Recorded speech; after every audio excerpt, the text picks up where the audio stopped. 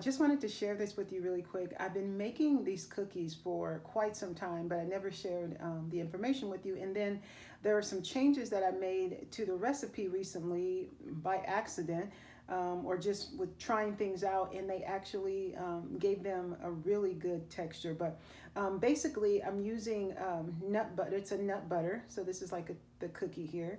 And basically, it's nut butter, it's eggs, it's vanilla, and of course that's for the flavor, and then a pinch of salt if the nut butter doesn't have any salt in it. But you can use cashew butter. You can use I've been using organic peanut butter, and so it's the unsalted one, so I've been adding the salt. But if there's salt in there, then you don't need to add any in there.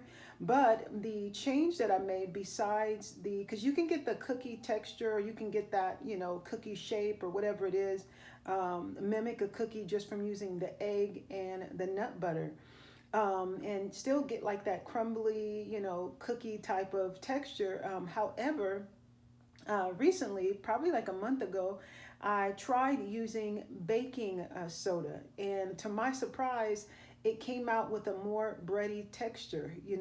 And so it was almost like kind of like a biscuit. But if you're trying to get, if you're doing low carb, you can't handle the grain. Matter of fact, some of you have allergic reactions to grain, especially this modern grain. This modern grain, you have allergic reactions, like autoimmune issues, digestive issues, all sorts of things, but you don't know that it's coming from the grain. And it doesn't matter if it's whole grain, whatever it is, because they're GMO and they're highly altered, genetically altered to have a higher amount of gluten. I mean, they're just not conducive with our body. So look into that, you all. You might, many people are just gluten intolerant, and the grain, which includes oats and rice and all of that, you all, even the stuff in the corn that they say is gluten free.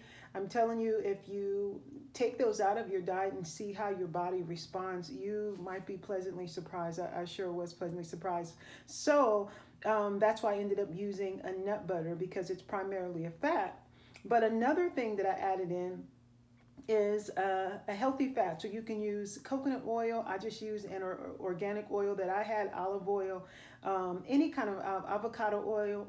I didn't think that it would have, or I would need to, because of the amount of fat that's already in a nut butter. However, that gave it that really soft texture, moist texture by adding the fat. So ironically, fat to the fat, the nut butter fat. And like I said, you can use any kind of nut butter you want. And then add the egg, you add the salt that's needed. Sometimes I've used pumpkin spice, or I've even used a cinnamon, or whatever kind of spice that you want. You can mix that in there. I've even mixed in more collagen, like a collagen powder. It didn't, bother the texture. So whatever other things you want to mix in there for the nutrient content, you can do that. Add in the spices that you want. I've even done mix-ins. If you're not looking for something that's really low carb, then you can, mix in chopped up apples. You can mix in chopped up peaches, whatever it is that you have. Of course, the fresh ones, just because they don't have the sugar added in it. Or if you do get the canned ones, just make sure it has the non-BPA lining, and that that it's not in some type of syrup sauce, whether it's heavy or thin. It's just sugar. It's just buy one with just fruit and its own juice. If you're going to do that, you can use pears.